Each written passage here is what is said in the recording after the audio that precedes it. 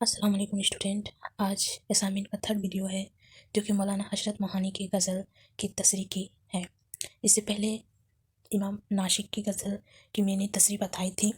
اس سے پہلے مرزا غالب کی اسائنمنٹ میں 3 شاعروں کی غزلوں کی تصریح کرنے کو بولا گیا ہے، جو کہ ابھی میں تھرڈ نمبر یہ حضرت موہانی تیسرا نمبر سوال میں ہے. اس کا تصریح ہم بتاتے ہیں. سب سے پہلے یہ سوال ہے، حضرت موہانی کی غزلوں سے 5 اشعار کی تصریح کریں. اس کے بعد پہلا جو میں شعر لی ہوں اشعار غزلوں سے، جو پہلا اشعار لی ہوں وہ ہے آغاز کی روا تو معلوم ہے حسرت، لیکن نظر آتا نہیں پائے تمنا. مجھورہ والا شعر کتاب میں شامل. حضرت موہانی کی غزل سے ماخذ ہے. شاعر اس شعر میں اپنے آپ سے مخاطب ہے. شاعر کہتا ہے کہ مجھے معلوم ہے کہ جب سے دنیا بنی ہے تب سے خواہشات کا سلسلہ جاری ہے. انسان کی ایک خواہش مکمل نہیں ہو پاتی ہے کہ دوسری خواہش جنم لے لیتی ہے، اور یہ سلسلہ مسلسل چلتا رہتا ہے اور یہ چلتا رہے گا. اس لیے شاعر کہہ رہے ہیں کہ ان ساری آرزوؤں اور تمناؤں کی شروعات سے تو میں واقف ہوں، لیکن ان تمناؤں اور آرزوؤں کا ختم کہاں ہونا ہے اور تکمیل اس کی کوئی اندازہ نہیں ہے. یعنی انسانی خواہشات کا سلسلہ لا حاصل ہے، ان کا کوئی کنارہ نہیں ہے. دوسرا غزل جو میں لی ہوں، بھلاتا لاکھ ہوں لیکن برابر یاد آتے ہیں، الہی ترک الفت پر ہو کیوں نہ کر یاد آتے ہیں. تو سب سے پہلے پڑھیں گے مجھورہ والا شعر کتاب میں شامل. حضرت موہانی کی غزل سے ماخذ ہے. غزل کے مطالعہ میں شاعر کہتا ہے کہ ترک محبت کرنے کے بعد بھی محبوب کی یاد دل سے جاتی نہیں. شاعر اپنے محبوب کو لاکھ بھلانے کی کوشش کرتا ہے لیکن اسے کامیابی نہیں ملتی، بلکہ جتنا محبوب کے خیال سے خود کو دور کرنا چاہتے ہیں اتنا ہی زیادہ اس حسین فتنہ کی یاد میں خود کو ڈوبتا ہوا پاتا ہے. شاعر کو اس بات پر حیرت ہے کہ ترک تعلق کے باوجود اسے بھلانے میں کامیاب کیوں نہیں ہو پاتا ہے. تیسرا اثر، نہ چھیڑ اے ہم نشی کیفیت صحبہ کے افسانے، شراب بے خودی کے مجھ کو شاگرد یاد آتے ہیں. اس کا تصریح یہ ہوگا، مجھورہ والا شعر کتاب میں شامل. حضرت موہانی کی غزل سے ماخذ ہے. شاعر اپنے دوست کو شراب کا ذکر کرنے سے منع کرتا ہے، کیوں نہ کہ شاعر کو وہ جام یاد آتے ہیں جو مست کر دیتے تھے. کیوں نہ کہ جو نشہ سرخ شراب میں ہوتا ہے وہی نشہ، وہی سرور میرے محبوب کی آنکھوں میں بھی ہے، جن کو دیکھ کر میں مست ہو جاتا ہوں.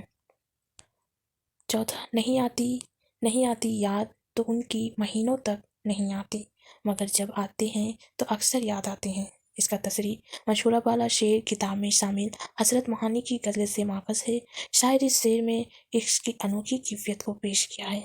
شاعر کہتا ہے کہ ہمیں محبوب کی یاد کبھی مہینوں تک نہیں آتی ہے، ایسا لگتا ہے کہ اسے فراموش کر گیا ہے، لیکن جب یاد آنے لگتی ہے نہایت ہی شدت کے ساتھ آتی ہے کہ خود پر قابو پانا مشکل ہو جاتا ہے.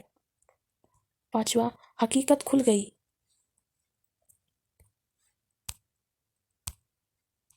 حقیقت کھل گئی حسرت تیرے ترک محبت کی، تجھے تو اب وہ پہلے سے بھی بڑھ کر یاد آتے ہیں. اس کا تصریح، مجھورہ والا شعر کتاب میں شامل. حضرت موہانی کی غزل سے ماخذ ہے. شاعر اس شعر میں کہتا ہے کہ مجھے لگتا تھا کہ محبت سے میں قطعی تعلق کر لیا، پر ایسا نہیں ہے. حقیقت تو اب کھل گئی. کیوں نہ کہ محبوب کو لاکھ بھلانے کی کوشش کرتا، ہزار بار دل کو یقین دلاتا کہ کوئی تعلق نہیں، لیکن اس کے باوجود اس کی یاد پہلے سے بھی زیادہ آتی ہے. یعنی میرا ترک محبت کا دعویٰ درست نہیں ہے. تھی راحت حیرت کے کس درجہ فانی، میں نے غم ہستی کی صورت بھی نہ پہچانی. مجھورہ والا شعر کتاب میں شامل. حضرت موہانی کی غزل سے ماخذ ہے. شاعر اس شعر میں عشق کے درد سے ملنے والی سکون کی بات کو بیان کی ہے. عشق میں عاشق کو اس قدر غموں اور مصیبتوں کا سامنا ہوا جس کی وجہ سے دنیا کے غم معمولی لگنے لگے. شاعر کہتے ہیں کہ معشوق نے مجھے اتنا زیادہ غم دی ہے کہ اگر دنیا کے غم میرے سامنے آتے بھی ہے تو میں نہیں پہچان پاتا، یعنی وہ مجھے غم لگتے ہی نہیں.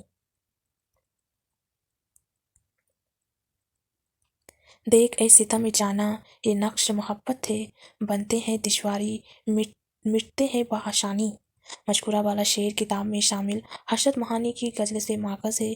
شاعر اس شعر میں اس کی جنون کی تصویر کشی بہت ہی خوبصورت انداز میں کیے ہیں۔ شاعر کہتے ہیں کہ میرے محبوب کی طرف سے دیے گئے درد، ظلم اور ستم نے میرے دل میں جو زخم بنا دیے، ان زخموں نے نقش کی صورت اختیار کر لی ہے، اور یہ نقش سچی محبت کی پہچان ہے۔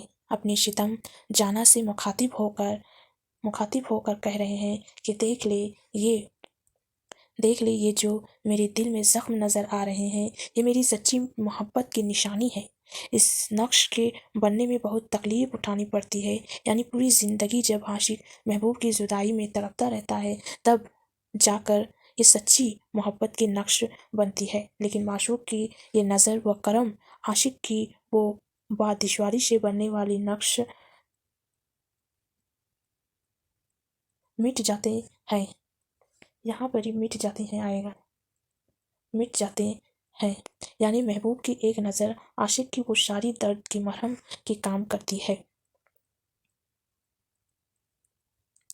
یہ ہو گیا 7واں اشعار کی تشریح۔ اس کے بعد نیکسٹ جو ویڈیو میں بناؤں گی وہ سیکشن بی، اور یہ ساری جو تشریح جو تھا وہ سیکشن اے کے سوال میں تھا۔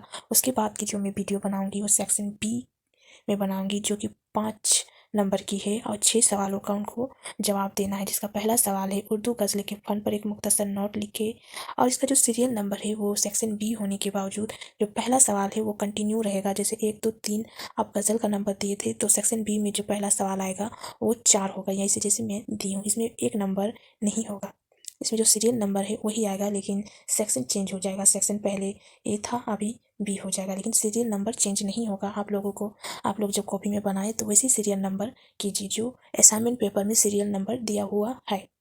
تو یہ 4 نمبر تھا۔ اس کے بعد 5 نمبر میں ہے اردو غزل کی روایت پر مختصر نوٹ لکھیں۔ 6 نمبر میں جدید غزل کی امتیازات کو مختصر تحریر کیجیے۔ 7 نمبر میں 2 ماہ بعد جدید شعر کی غزلوں سے ایک شعر لکھیں۔ 8 نمبر میں دبستان دہلی کی خصوصیات مختصر تحریر کیجیے۔ 9 میں دکنی غزلوں کی خصوصیات پر ایک مختصر نوٹ لکھیے۔ یہ ہو گیا 6 سوال، جن کا جواب میں اگلے ویڈیو میں بتاؤں گی، اگلے اسائنمنٹ ویڈیو میں بتاؤں گی۔ ابھی کے لیے یہ حسرت مہانی کی اشعار کی تشریح اور سیکشن اے کا جتنا سوال تھا، تینوں سوال وہ مکمل ہو گیا۔